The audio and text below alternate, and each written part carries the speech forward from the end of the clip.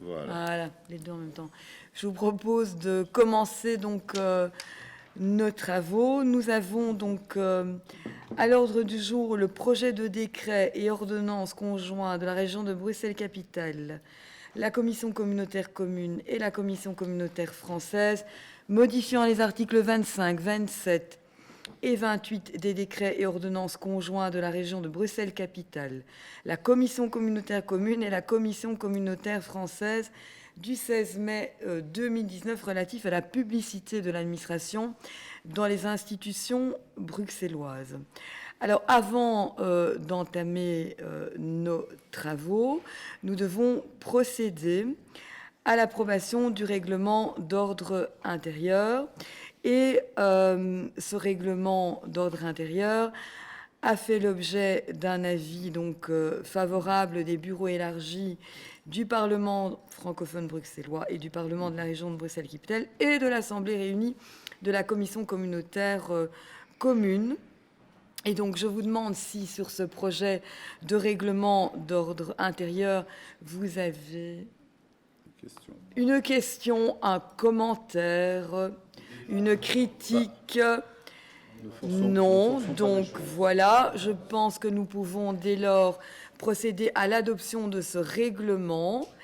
Donc voilà, on va peut-être rappeler qui vote pour quelle assemblée ou pas. Non. Ok, assentiment. Alors, qui vote pour. Il y a assentiment. Ah, il y a assentiment, donc on ne procède pas au vote. D'accord. Alors, bon, voilà. Donc, je passe la parole à mon coprésident, M. Coxal, pour la suite des opérations. Merci, Madame la Présidente. Chers collègues, nous allons passer au point 2, qui est donc la désignation du bureau de la commission interparlementaire. Nous allons désigner les coprésidents, conformément à l'article 4 du règlement d'ordre intérieur que nous venons d'adopter. Chaque délégation désigne un président. En ce qui concerne le président de la délégation du Parlement francophone bruxellois et conformément à l'application de la clé DONT, la présidence revient au groupe PTB.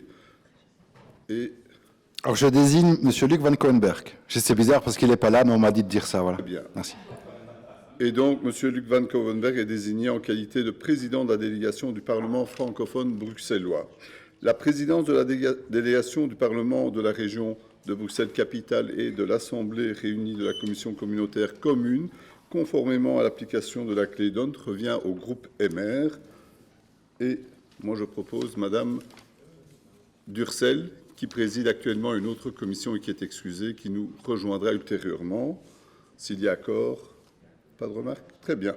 Donc, Madame Anne-Charlotte Durcel est désignée en qualité de présidente de la délégation du Parlement de la région Bruxelles-Capitale et de l'Assemblée réunie de la commission communautaire commune. Et donc, nous inviterons dans le futur les présidents à assumer leurs fonctions, mais aujourd'hui, nous allons continuer avec des vice-présidentes. Voilà. Merci. Alors, je continue avec le point 3 qui nous demande de désigner le rapporteur ou la rapporteure. Vice-présidence d'abord. Ah, pardon. Ah, je continue alors. C'est le point 2.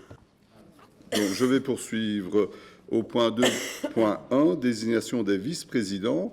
En ce qui concerne la vice-présidence de la délégation du Parlement francophone bruxellois et conformément à l'application de la clé DONT, elle revient au groupe Écolo. Quelqu'un demande-t-il la parole? Oui, merci, Monsieur le Président. Moi, je souhaite proposer mon collègue Ahmed Moussine à la vice-présidence. Et donc, M. Ahmed Moussine est désigné en qualité de vice-président de la délégation du Parlement francophone bruxellois. En ce qui concerne la vice-présidence de la délégation du Parlement de la région de Bruxelles-Capitale et de l'Assemblée réunie de la commission communautaire commune, conformément toujours à l'application de la clé DONT, elle revient également au groupe Écolo.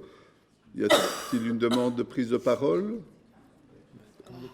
Mais ici, il n'y a qu'une membre, donc c'est d'office Madame Marie Boursu qui est désignée en qualité de vice-présidente de la délégation du Parlement de la région de Bruxelles-Capitale et de l'Assemblée réunie de la commission communautaire commune. Et donc, en l'absence de Madame, vous pouvez lui céder votre place. D'accord. Et donc, maintenant, je cède la place à Madame Borsu, comme vice-présidente.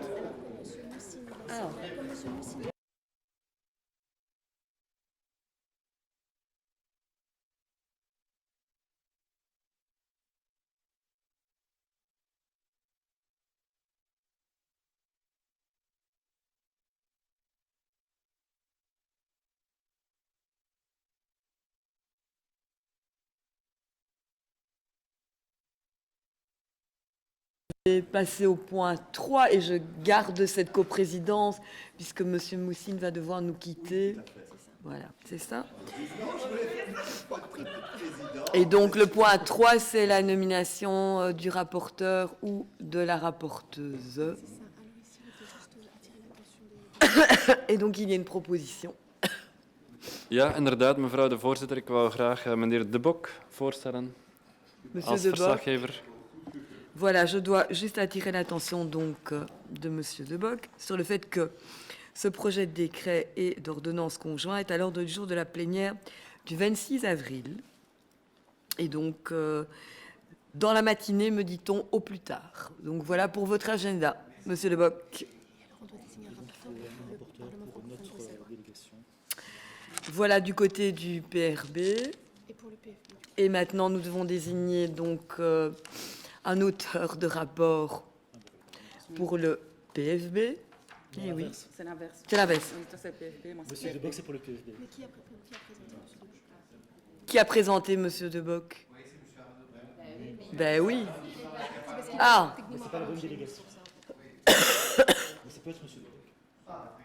bon, Monsieur De Bock est Je rapporteur propose pour Monsieur le... De Bock. Je propose Monsieur De Bock en français. On va le faire maintenant pour le PFB. Madame Chabert a la parole. Bon, voilà, alors maintenant, on doit désigner le rapporteur ou la rapporteuse pour le PRB. C'est ça, c'est ce qu'on a.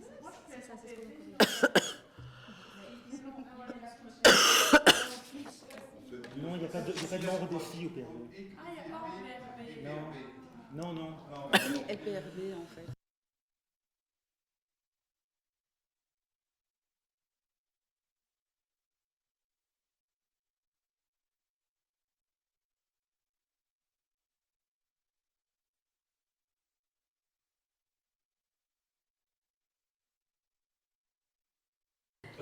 Et je vais proposer Madame Magique alors.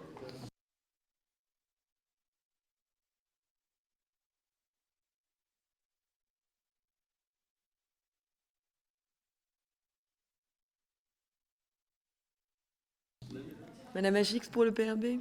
Très bien, nous avons nos deux rapporteurs et donc je passe la parole pour la suite des travaux à Madame Borsu. Merci. Nous allons pouvoir maintenant entendre donc les auteurs du projet de décret et ordonnance conjoint. La parole est donc au gouvernement et à Monsieur Claire Failly. Merci Madame la Présidente, Mesdames et Messieurs les députés. Je suis ici aujourd'hui pour vous présenter quelques modifications que je vous propose d'apporter au fonctionnement de la CADA. La plupart d'entre vous est déjà familier avec la commission d'accès aux documents administratifs, qui joue donc ce rôle important. La CADA, en tant qu'autorité administrative indépendante, est chargée de garantir l'accès à l'information et la transparence au sein de nos institutions publiques, qu'elles soient régionales ou communales. Elle joue donc un rôle important dans la promotion de la démocratie et de la responsabilité des administrations. De CTB, de Commissie voor Toegang tot Bestuursdocumenten, is aanzienlijk geëvolueerd bij de hervorming in 2019, waarbij de verschillende gewestelijke commissies werden bijeengebracht in één enkele entiteit en deze meer bevoegdheid kreeg toegekend. Deze hervorming was belangrijk om haar efficiëntie te verbeteren en haar onafhankelijkheid te versterken. Il ne s'agit pas aujourd'hui de bouleverser le dispositif actuel, mais bien de l'améliorer sur quelques points. Les modifications que je propose concernent 3 articles de l'ordonnance 2019. Tout d'abord, l'article 2 du projet modifie l'article 25 des décrets et ordonnances conjoints afin de clarifier la nature des recours pouvant être introduits auprès de la CADA. L'article 2 donne également compétence aux membres de la CADA ou à son président pour remettre un avis sur tout projet pouvant exercer une influence sur les compétences ou le fonctionnement de la Commission. Il fixe le délai dans lequel cet avis doit être remis. Deuxièmement, l'article 3 de ma proposition, qui modifie l'article 27 de l'ordonnance initiale, vise à éviter une interruption indéfinie du délai de recours devant la CADA par l'introduction d'une réclamation auprès de la médiatrice bruxelloise. L'objectif est de garantir la sécurité juridique en prévoyant une date d'échéance à laquelle la médiatrice bruxelloise sera tenue de se prononcer sur une réclamation dont il ou elle est saisi. Cette modification permettra aux citoyens d'exercer leur droit à l'information de manière plus efficace. La Commission a déjà établi des contacts avec la médiatrice pour assurer la bonne mise en pratique du nouveau dispositif tel que prévu par le présent projet. Troisièmement, enfin, l'article 4 de cette proposition modifie l'article 28 de l'ordonnance 2019, désigne explicitement la CADA comme organe compétent pour les recours relatifs au rejet des demandes de réutilisation. Cette modification clarifie donc les compétences de la Commission et garantit le bon traitement des demandes de réutilisation des données publiques. En conclusion, kortom, ik wens mijn engagement als ook dat van de CTB voor transparantie, democratie en de toegang tot informatie in het Brussels gewest te herbevestigen. De CTB speelt een essentiële rol in de bevordering van deze fundamentele waarden en de regering zal nauw blijven samenwerken met de commissie om een juiste en transparante werking van onze overheidsinstellingen te waarborgen. Je vous remercie pour votre attention.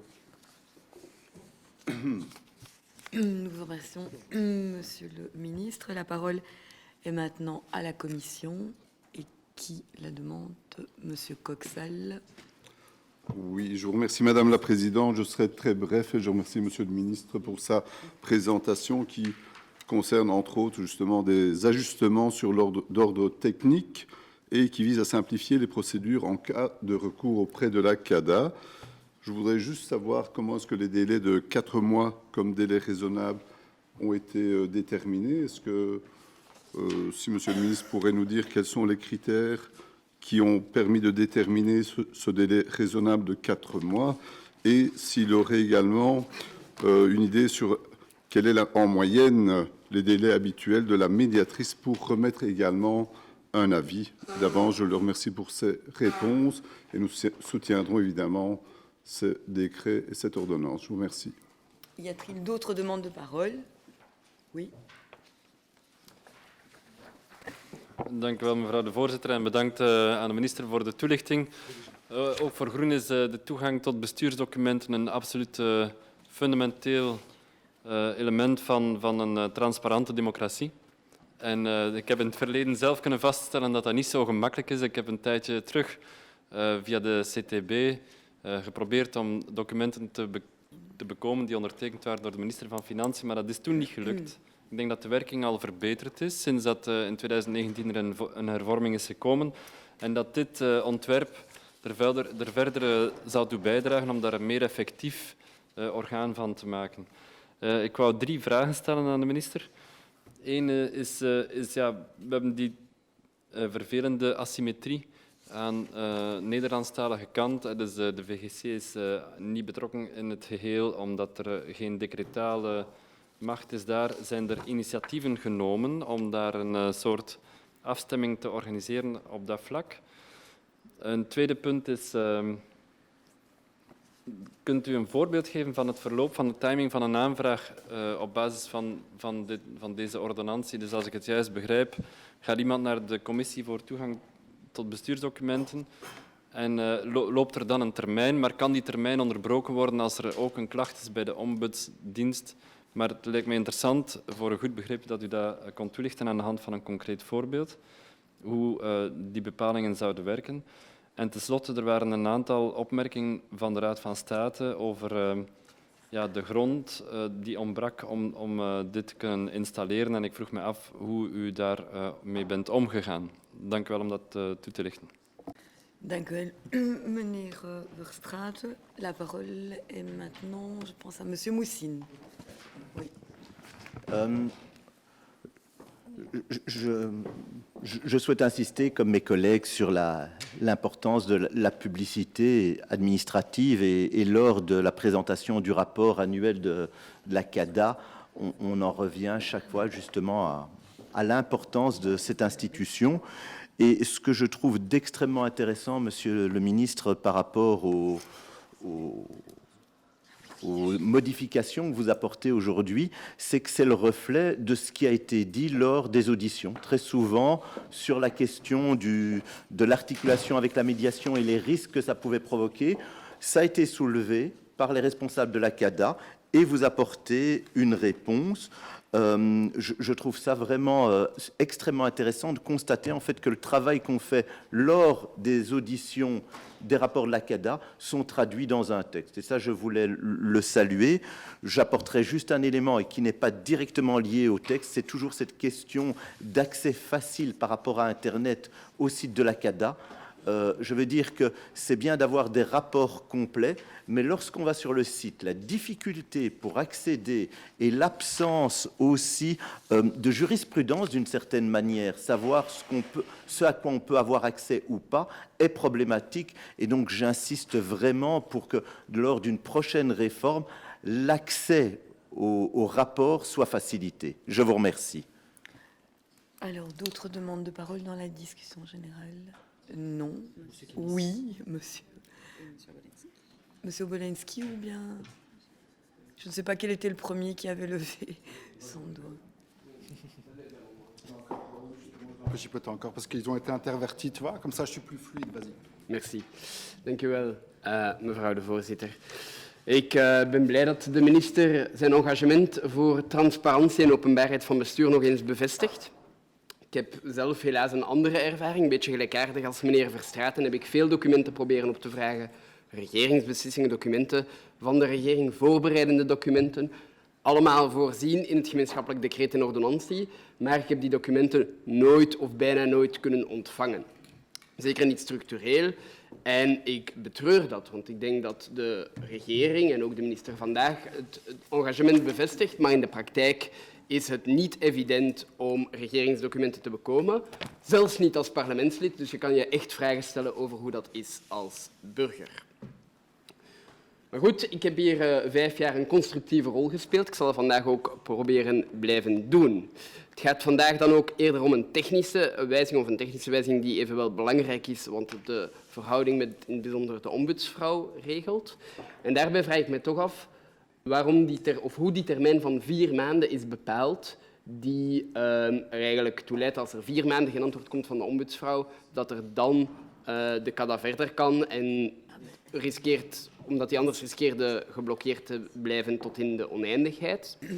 Meneer de minister, hoe zijn die 4 maanden bepaald? Waarom is dat niet 1 maand, 2 maanden? 4 maanden lijkt me lang.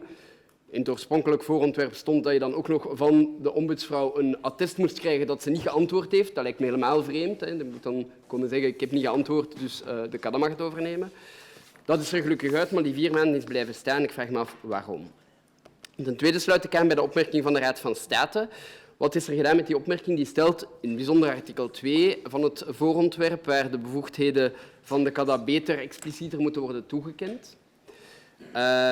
En hun eerder advies op een ander ontwerp niet voldoende werd gevolgd of de artikels niet voldoende zijn overgenomen om te stipuleren dat de Commissie voor Toegang tot Bestuursdocumenten specifiek bevoegd is voor beroepen ingesteld tegen een beslissing tot ter beschikkingstelling van documenten in geval van weigering tot uitvoering van een beslissing of wegens elke andere moeilijkheid die zich voordoet bij de uitoefening van de rechten waarin de ordonnantie voorziet. Dat is over het artikel 2. De Raad van State zegt eigenlijk over artikel 3.2 en artikel 4 is dat dezelfde opmerking. Ik zie geen grondige wijzigingen in het uiteindelijk ontwerp, dus ik vraag mij af, meneer de minister, wat hebt u daarmee gedaan? Dat voor de technische opmerking, maar collega's, meer fundamenteel. Ik vraag me echt af wat er hiermee gaat gebeuren. Hoe gaat dat eruit zien in de praktijk? Het gemeenschappelijk decreet en ordonnantie is er. Dat is op zich een goede tekst. Inderdaad, er is het een en ander aan te wijzigen en die wijzigingen gebeuren nu, maar ze wordt niet in de praktijk gebracht. De beslissingen van de regering zijn niet op tijd en niet volledig toegankelijk, niet op de website transparantie van de regering, niet zoals het voorzien is in de wettekst. Dus welke garanties zijn er dat deze wijzigingen niet ook gewoon naast de wet worden, of naast dat de regering zich naast zich neerlegt. Ik heb daar echt een vrees voor, want dat is wat we vaststellen vandaag. Wat betreft de beslissingen van de regering, de documenten die daar de voorbereidingen van maken en de notas aan de regering die beslissingen omkaderen, die zijn gewoon niet toegankelijk op de manier dat het gemeenschappelijk decreet en ordonnantie die vandaag regelt. Ik heb dat meermaals aangehaald. Ik heb geen enkele keer antwoord gehad. De minister-president heeft mij zelfs amper geantwoord op mijn laatste parlementaire vraag. En ik denk dat er daar een echt probleem is. Dus ik hoop dat u daar enige toelichting en enige garantie voor kan geven vandaag. Dank u wel. Merci, monsieur Kennis. Monsieur Bolensky. Ah oui, attendez, comment est-ce que je m'installe ici? Merci beaucoup, monsieur le ministre, mesdames les présidentes, vice-présidentes, coprésidentes de toutes les assemblées. Les dispositions prévues dans les textes qu'on va voter, donc relatifs à la publicité de l'administration dans les institutions bruxelloises, on va être clair, ne permettent pas d'atteindre leurs objectifs. Le bilan de la publicité active des institutions et autorités administratives après 5 ans est consternant. À peine une quarantaine d'institutions et d'autorités administratives publient les données qu'elles devraient publier sur Open Budget. C'est pourquoi le groupe PTB propose aujourd'hui 3 amendements pour rendre effectivement obligatoire la publication sur Open Budget pour l'ensemble des institutions, des autorités administratives bruxelloises, de l'intégralité de leurs marchés publics, subsides, études, composition de cabinets, rémunération et tout le tout-team. Toutes les autres données, pourtant déjà soi-disant obligatoires. Rendre obligatoire la publicité active sur Open Budget en imposant des astreintes, en l'occurrence, pour un petit peu secouer nos dirigeants, permettrait un contrôle plus efficace et un plus grand respect des obligations de la publicité active par les institutions et administrations bruxelloises. Ce serait la moindre des choses par rapport à la transparence, par rapport à nos citoyens, qui sont certainement, à quelques semaines des élections, intéressés par toutes ces questions-là. J'imagine que vous allez donc tous ici soutenir mes amendements, ce qui démontrerait une volonté politique d'appliquer réellement la nécessaire transparence des institutions, que ce soit pour les marchés publics, rémunération, études ou composition de cabinet. Merci d'avance pour votre soutien. Voilà, je pense que nous avons terminé le tour de la Juste Madame Embry, pour la présentation des amendements spécifiques, j'attends plus tard, c'est ça, hein? Ouais, ça marche. Et donc là maintenant la parole est au ministre pour ses réponses. Alors, merci pour votre question et donc la lecture attentive que vous avez faite de ce texte. Alors, j'essaie de retrouver mes éléments de réponse. Alors, la première question, c'est pourquoi 40 jours non, pourquoi 4 mois, pardon. Pourquoi 4 mois le délai de 4 mois est inspiré du délai maximal de suspension du délai de recours en annulation devant le Conseil d'État par l'introduction d'une réclamation auprès d'un médiateur. C'est exposé dans le commentaire des articles. Et donc, on a pris un délai qui est cohérent avec d'autres délais qui existent dans la loi pour ne pas créer de confusion et qu'il y ait une bonne articulation des droits de recours des uns et des autres. On n'a pas choisi librement 1 mois, 2 mois, 3 mois ou 5 mois ou 6 mois. On l'a coordonné par rapport à d'autres délais, d'autres éléments de procédure, des recours contre des décisions, des recours devant le Conseil d'État de décision du médiateur. Okay. On m'interroge aussi sur quel est le délai, puisque nous avons voulu coordonner le rôle de la CADA et le rôle du médiateur. Hein, nous avons travaillé, suite aux remarques qui ont été mises, on a travaillé avec la médiatrice et ses services pour essayer de trouver la meilleure articulation.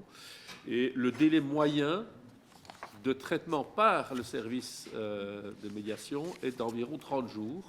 Mais c'est un délai moyen. Les affaires très simples vont très vite. Les affaires plus compliquées mettent plus de temps. Alors, dans les autres questions, aan meneer Verstraeten, waarom de VGC is niet in het samenwerkingsakkoord? U hebt het gezegd, de VGC heeft geen decretale macht. Moi, je serais prêt à travailler avec la VGC, mais on n'a pas la base dès lors légale. La VGC elle-même n'a pas la base légale pour imposer cela aux diverses administrations.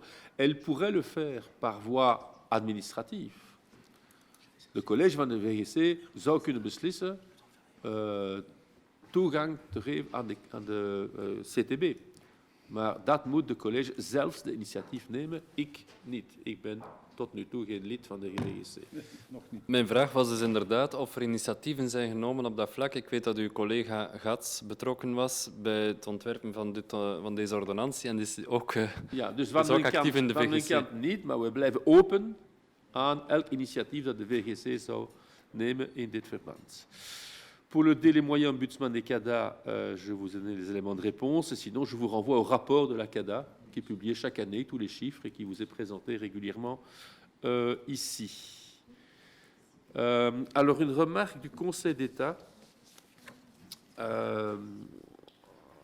concernant l'article 2. Le Conseil d'État a mis en exergue l'élargissement des missions de la CADA en faisant référence notamment à un précédent avis à l'égard d'un avant-projet d'ordonnance visant l'établissement d'une politique de données ouvertes, open data, et qui transposait une directive européenne. Les nouvelles compétences de la CADA portent sur la gestion des recours dirigés contre les rejets de demandes de réutilisation, tels que visés au chapitre 2, article 9 des décrets et ordonnances conjoints du 16 mai 2019 relatifs à la publicité de l'administration. Or, le Conseil d'État constate que l'article 9 précité ne mentionne nulle part les demandes de réutilisation, ni n'organise de procédure décisionnelle quelconque pour la réutilisation des données. Le Conseil d'État ajoute qu'il y a lieu dès lors d'organiser, en tout cas de préciser le cadre juridique dans lequel les décisions concernées seront adoptées. C'est vraiment du juridisme, est-ce qu'il y a une base juridique pour indiquer... Bon. En réponse aux remarques formulées par le Conseil d'État, il convient arrêter de faire référence à l'ordonnance du 27 octobre 2016 visant à l'établissement d'une politique de données ouvertes, open data, et portant transposition de la directive 2013-37 de l'Union européenne, du Parlement européen et du Conseil du 26 juin 2013, qui modifie la directive 2003-98 du 17 novembre 2003 concernant la réutilisation des informations du secteur public. Cette ordonnance, qui est en vigueur depuis le 10 novembre 2016, fixe déjà une procédure relative aux demandes de réutilisation. L'article 7 lui-même de cette ordonnance du 27 octobre 2016 précitée reconnaît la CADA comme étant compétente pour connaître des recours à l'encontre d'une difficulté qui est rencontrée dans l'exercice des droits conférés par cette même ordonnance, dont notamment la réutilisation des données.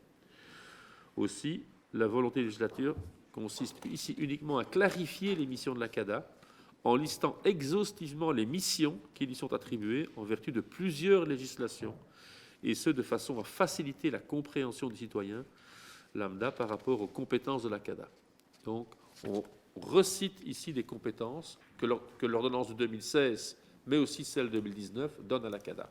Voilà comment nous répondons au Conseil d'État en indiquant qu'il y a bien une base légale dans cette autre ordonnance.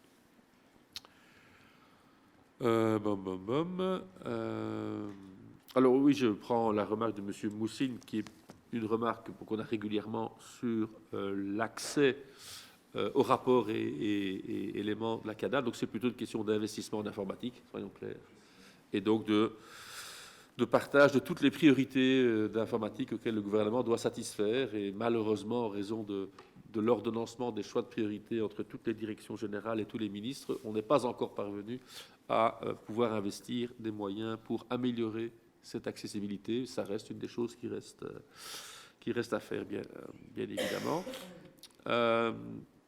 Aan de vraag, meneer Kennis, aan de twee laatste vragen heb ik beantwoord, denk ik.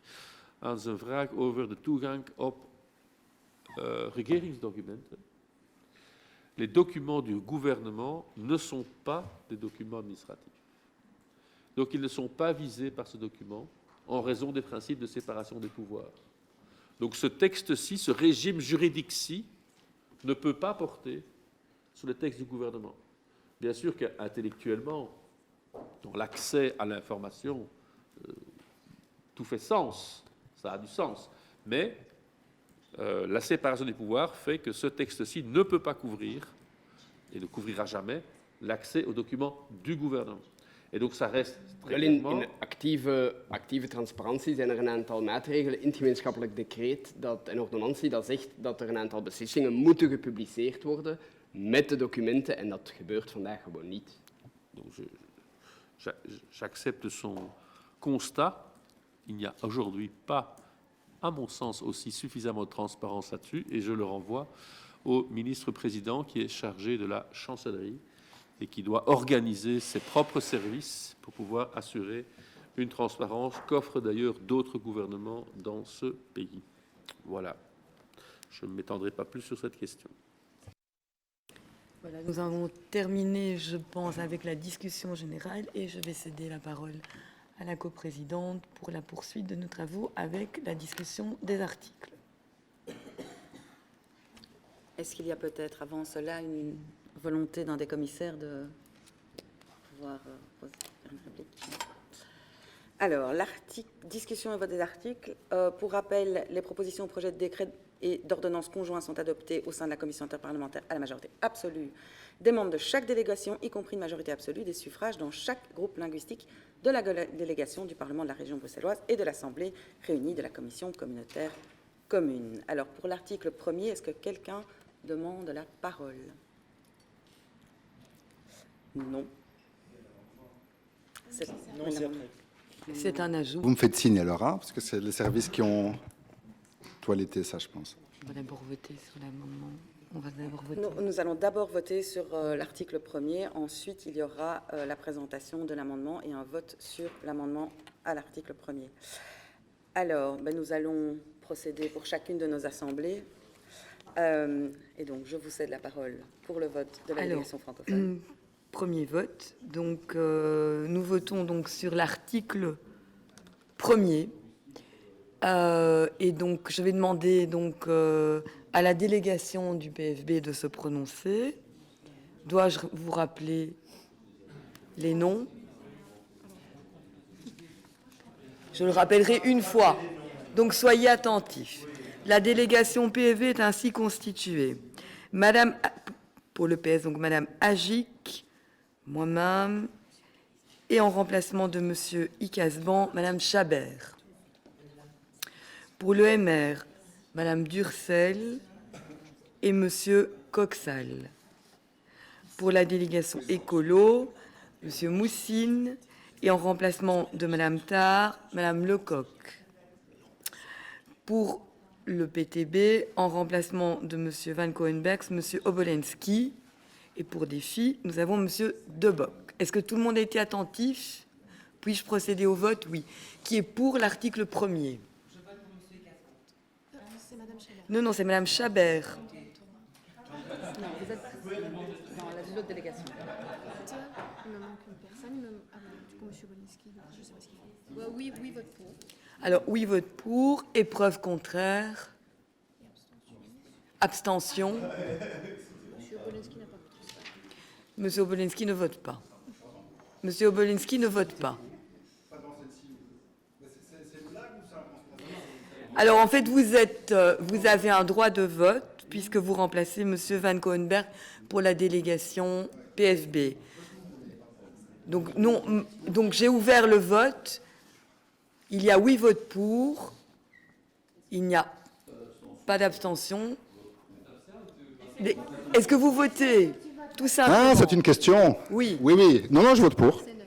Alors, c'est 9 pour, du côté du PFB.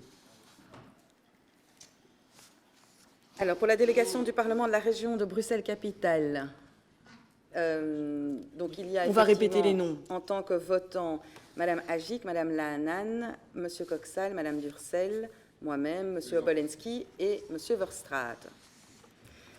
Donc, qui vote pour l'article numéro 1? 4, 5, 6. 6 votent pour. Monsieur Obolensky n'a Il pas manque Monsieur Obolensky, mais peut-être c'est le même. Mais donc, sur le premier article de la Constitution, moi, je vote toujours pour. Hein. Oui, mais C'était ça la question, juste pour être clair. Il faut l'exprimer, Monsieur Obolensky, à un moment. Il faut exprimer votre vote, on ne peut pas le savoir à l'avance. Oui, mais c'est juste, c'est pas très clair, Madame Emery, entre les 40 000 délégations, je suis désolé. Donc vous êtes effectif pour le Parlement? Oui, donc c'est pour ça que j'ai dit oui, je vote pour. 7, oui. Alors, on passe à l'amendement numéro 1. Le groupe PTB dépose un amendement numéro 1 qui insère un article 1er bar 1. La parole est donc à Monsieur Obolensky pour la présentation de cet amendement. Merci Madame la Présidente. Voilà, je vais un peu lire ce qu'il est écrit là, pas dans les détails, mais on insère un nouvel article pour rendre obligatoire pour l'ensemble des institutions autorités administratives bruxelloises le fait de publier sur Open Budget l'intégralité de leurs marchés publics, subsides, études, etc. Donc, ce que j'ai expliqué tantôt. Donc, il faut rendre ça obligatoire en installant des astreintes. On pense qu'avec un montant de 2 000 € par jour de retard, sanctionnant les institutions autorités administratives défaillantes, ça va peut-être faire avancer le schmilblick. Parce que force est de constater que les dispositions prévues dans les textes qu'on vote ne sont pas appliquées, notamment ici, comme l'a rappelé mon collègue M. Kennis, qui n'a jamais reçu ce qu'il demandait en 5 ans. Donc le bilan est vraiment lamentable. C'est ce qui avait à l'époque d'ailleurs contribué à la création d'OpenBudget.Brussels. Mais donc, comme j'ai dit, il y a seulement une quarantaine d'institutions qui prennent cette affaire-là au sérieux. Donc voilà, je pense que c'est relativement grave et le fait de mettre des astreintes, ça va peut-être un petit peu secouer le cocotier. Merci. Merci, M. Obolensky. Une prise de parole est-elle demandée pour réagir à cet amendement? M. Moussine. Le constat qu'un certain nombre de pouvoirs publics ne respectent pas la loi, on le constate de manière régulière et Monsieur le ministre, vous avez pu le constater sur l'engagement du nombre, le quota de personnes handicapées, l'accessibilité pour les personnes en situation de handicap aux bâtiments publics. On pourrait faire une longue liste. Est-ce que les astreintes sont le meilleur outil? Créer des astreintes, nous ne le pensons pas, en tout cas dans l'immédiat. Nous pensons qu'il existe un levier, c'est le commissaire du gouvernement. Excusez-moi. La personne qui peut aller dans une administration publique et forcer une administration à... C'est un commissaire. Hein. Oui, c'est ça, le commissaire du gouvernement, excusez-moi.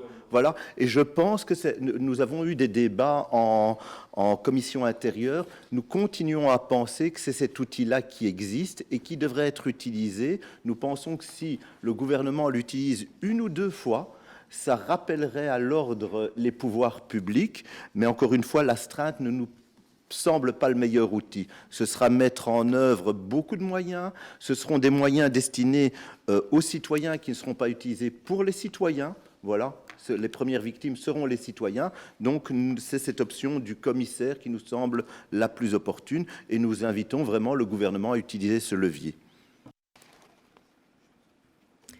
La parole est à M. Clerfailly pour le gouvernement. Oui, donc moi, tout le monde partage ici la volonté d'une transparence sur les informations qui sont ici visées par l'amendement, bien entendu. Mais chaque organisme, le texte de base impose à chaque organisme de rendre transparent ces informations sur le site qu'il maîtrise et qu'il contrôle, son propre site. C'est comme ça que le système est pensé. Open Budget, que j'ai eu le plaisir de mettre en fonctionnement il y a 2 ans et demi, en fait, ce n'est pas une mesure légistique, Open Budget. C'est une mesure pratique. On a été en fait moissonner les informations existantes et on les a publiées sur un site cohérent pour la région bruxelloise. Mais chacun des organismes ne s'adresse pas à Open Budget qui aurait une administration spécifique pour accueillir les demandes et les offres d'information. Ça ne fonctionne pas comme ça. Okay? Donc, tel que c'est rédigé, cet amendement soulèverait tout de suite des problèmes pratiques. Voilà. Ensuite, par exemple, pour les études, actuellement, il n'y a pas d'obligation. Enfin, si, mais ce n'est pas organisé. Nous venons d'organiser au niveau de la région bruxelloise une bibliothèque des savoirs, qui est le même principe. Nous allons chercher toutes les études publiées et nous allons les rendre publiques sur un seul site, bibliothèque des savoirs ou des savoirs publics, toutes les études qui ont été payées par la région. Donc voilà comment nous fonctionnons. Et je pense aussi que le système des astreintes, je ne sais pas très bien comment on irait les récupérer, qui les récupérerait, quelle administration confierait. Donc ce n'est pas le bon système à mettre en place, même si tout le monde partage le souci d'une plus grande, d'une application correcte des règles de transparence par tous les organismes publics en région bruxelloise. Donc je ne recommande pas le vote de cet amendement. Voilà. Alors donc, s'il n'y a pas d'autres demandes d'intervention, je vous propose de procéder au vote en commençant par donc, le PFB. Je rappelle encore une fois que votent Madame Agic, moi-même, Madame Chabert, Madame Durcel, Monsieur Coxal, Monsieur Moussine, Madame Lecoq, Monsieur Obolensky et Monsieur Debock. Qui se prononce pour l'amendement? Pour l'amendement. Alors, une voix pour, épreuve contraire. Épreuve contraire sur l'amendement. Voilà, donc l'amendement en conséquence est rejeté de notre côté, mais... Pour le Parlement bruxellois, tout le monde a retenu, s'il devait voter, qui vote pour l'amendement? Au Parlement bruxellois? Oui. Un vote pour. Qui vote contre l'amendement pour la délégation du Parlement bruxellois? Qui vote contre l'amendement pour la délégation du Parlement bruxellois? 2, 3. 6 votes contre. L'amendement est donc rejeté.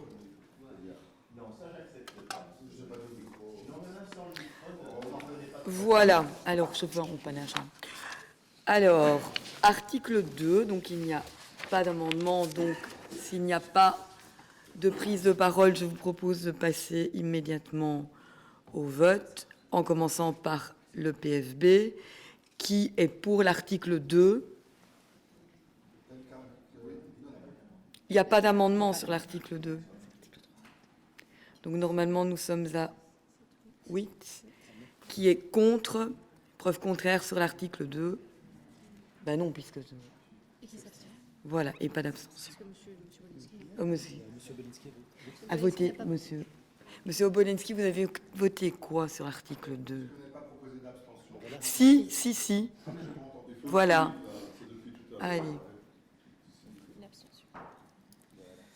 Nous passons à la délégation du Parlement bruxellois qui vote pour l'article 2. 6 votes pour. Il me manque quelqu'un. Qui vote contre? Qui s'abstient? Un vote d'abstention. L'article 2 est donc adopté.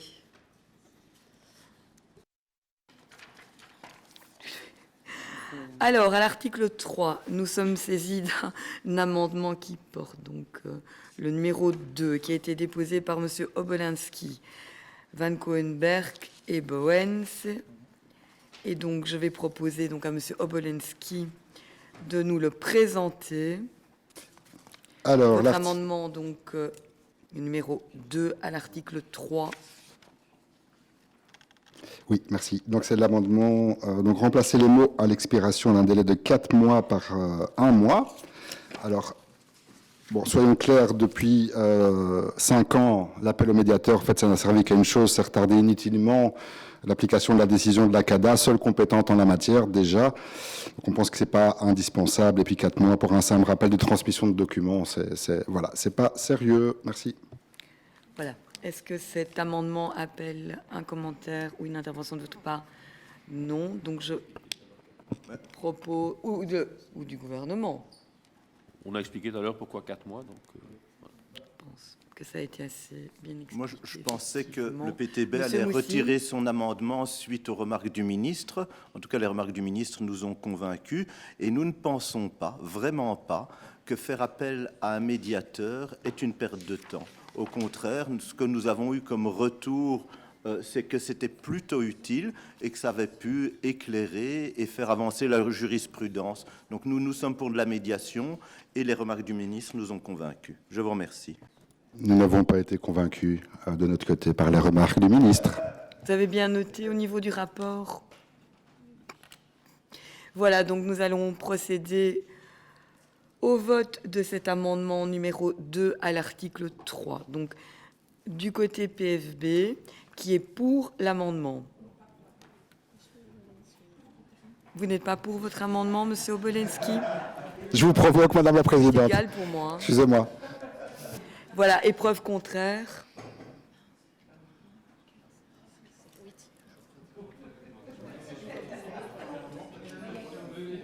Donc, on est à une voix pour, 8 voix contre. Non, il faut d'abord... Même exercice pour la délégation du Parlement bruxellois qui vote pour l'amendement numéro 2 qui modifie l'article 3. Une voix pour. Qui vote contre? 6 voix contre. L'amendement est rejeté. Nous allons donc passer Voilà. maintenant au vote Ah, sur si. l'article 3. 3. Non amendé. Alors, du côté du PFB, donc, qui est pour cet article 3 non amendé?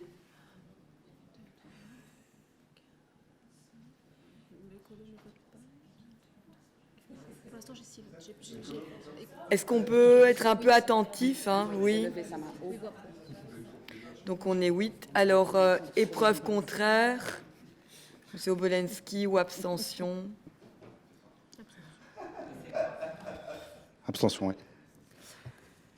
Nous passons au vote pour la délégation du Parlement bruxellois qui vote pour l'article 3 tel que non amendé. 6 votes pour. 6 votes pour. Qui vote contre? Abstention. Une abstention, celle de M. Obolensky. L'article 3 est donc adopté. Nous passons à l'article 4. Est-ce que quelqu'un demande la parole sur l'article 4? Ok, alors nous, non. Il n'y a pas d'amendement. Alors, du côté du PFB, qui est pour l'article 4? Mais il est après. Monsieur Lepoc, Voilà. 8-1, une abstention. je ne sais pas si monsieur Bolinski s'abstient. Très bien. Pour le Parlement bruxellois, qui vote pour l'article 4? 6 votes pour. Qui vote contre?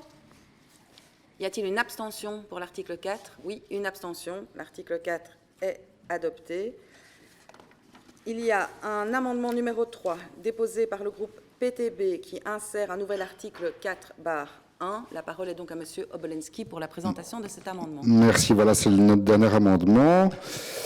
Donc on remplace les mots « peut se rendre » par les mots « se rend ».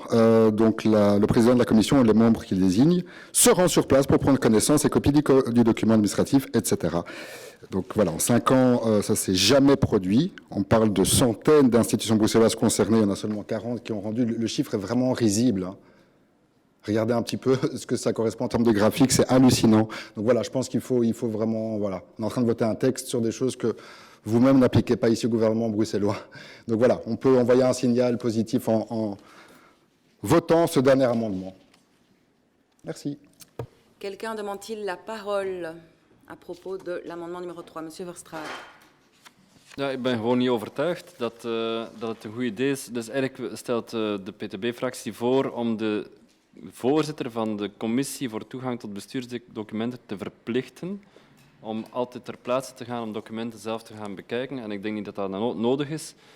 Ik denk dat dat een overdreven administratieve last is op een commissie die al stevig bevraagd wordt. Ik denk dat je die mogelijkheid moet geven. Die mogelijkheid is er vandaag.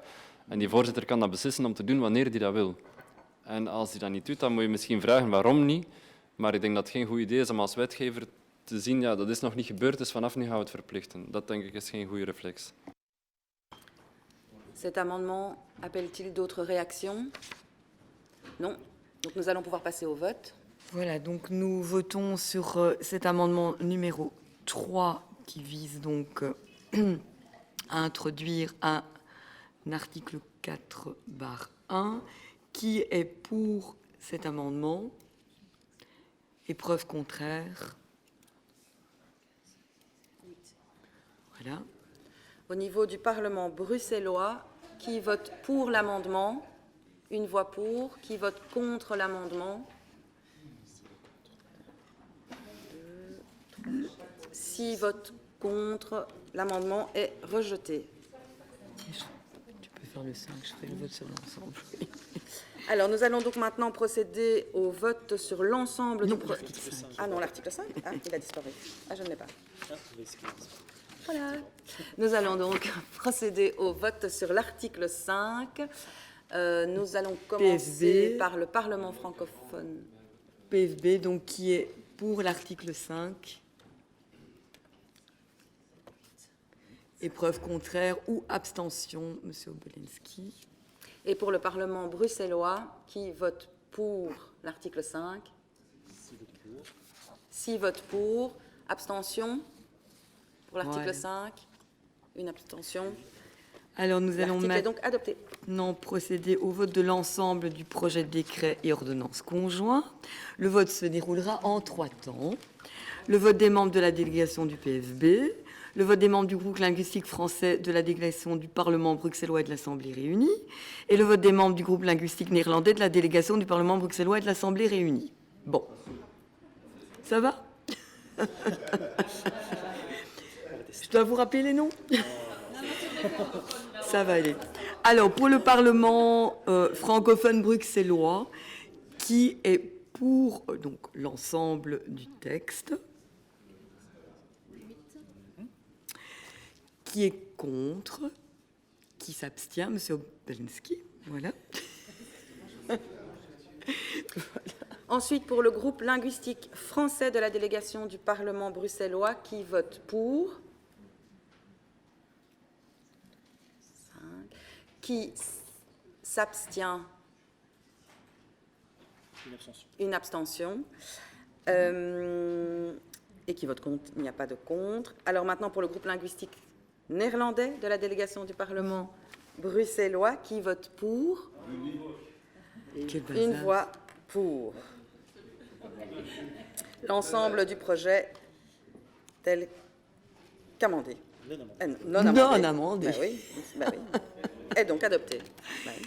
Voilà, donc nous en arrivons à l'issue de nos travaux, sauf que nous devons encore donner notre confiance, qui est toute acquise évidemment, à nos 2 rapporteurs. Est-ce qu'on peut considérer cela? À bientôt. Merci. Quel truc, hein.